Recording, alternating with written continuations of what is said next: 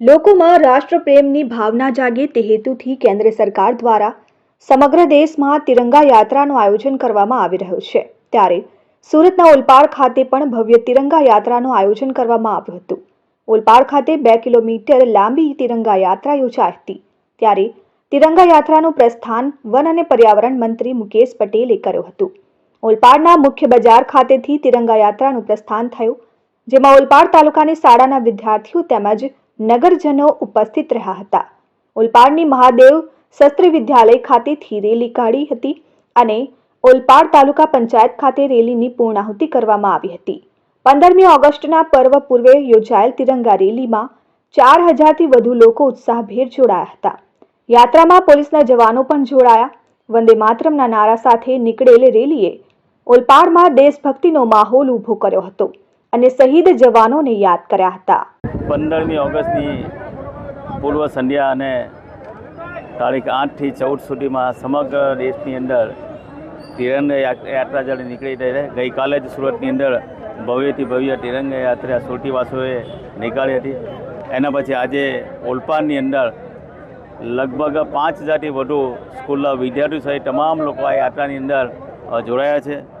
મોદી સાહેબના હર ઘર તિરંગા આપણે આઝાદીનો અમૃત મહોત્સવ ઉજવી રહ્યા છે અને હર ઘર તિરંગા આજે જુઓ છો દરેક ઘરની ઉપર તિરંગા પણ લાગી રહ્યા છે અને આજે એક ઐતિહાસિક યાત્રા ઓલપાડમાંથી નીકળી છે અને તમામ લોકો આ યાત્રામાં જોડાયા તો તમામ લોકોને 15મી ઓગસ્ટે શુભેચ્છા પાઠવું છું। આજ રોજ ઓલપાડ ખાતે હર ઘર તિરંગાના મહાઅભિયાન અંતર્ગત તિરંગા યાત્રાનું આયોજન કરવામાં આવેલ, જેમાં મોટી સંખ્યામાં સ્થાનિક લોકો, સ્કૂલના બાળકો અને પોલીસનું પરેડ કરવામાં આવેલી હતી, જેમાં ખૂબ સારા ઉત્સાહ સાથે દેશભક્તિના માહોલ સાથે તિરંગાની આન બાન અને શાન જળવાય, એની માન મર્યાદા સૌ શીખે એ બાબતના મેસેજ આપી અને એક રાષ્ટ્રભક્તિ પ્રદર્શિત કરવા માટે તમામ લોકોએ પોતાના રીતે એક દેશભક્તિનો માહોલ અહીં બનાવેલ અને દેશભક્તિના રંગે સૌ લોકોએ રંગાઈ અને રાષ્ટ્ર પ્રત્યેની પોતાની ફરજ ભાવનાને સમજી અને એને નિભાવવાની પણ તૈયારી કરેલ છે। ધન્યવાદ। આજે ઓલપાડ ગામે તાલુકા કક્ષાનો તિરંગા યાત્રાનો કાર્યક્રમ હતો, જેમાં ગુજરાત રાજ્યના ગુજરાત સરકારના મંત્રી શ્રી મુકેશભાઈ સાહેબ, સુરત લોકસભાના સંસદ સભ્ય શ્રી મુકેશભાઈ દલાલ સાહેબ, તાલુકા પંચાયતના પ્રમુખ શ્રી નીતાબેન, ભારતીય જનતા પાર્ટીના સંગઠન મંત્રી શ્રી બ્રિજેશભાઈ, મહામંત્રી શ્રી કુલદીપભાઈ, મહામંત્રી શ્રી સુનિલભાઈ તેમજ ગામના લોકો તેમજ મોટી સંખ્યામાં ઓલપાડ ગામના સમગ્ર સ્કૂલોના વિદ્યાર્થીઓ જોડાયા, જેમાં ઉત્સાહભેર ભાગ લીધો।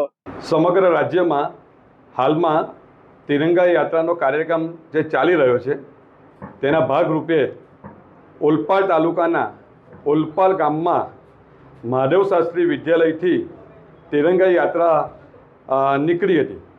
એમાં મહાદેવ શાસ્ત્રીના વિદ્યાર્થીઓ અને સમગ્ર ઓલપાડના વિદ્યાર્થીઓ સાથે આ યાત્રા મહાદેવ શાસ્ત્રી વિદ્યાલયથી રામ ચોક સુધીની આ યાત્રા હતી।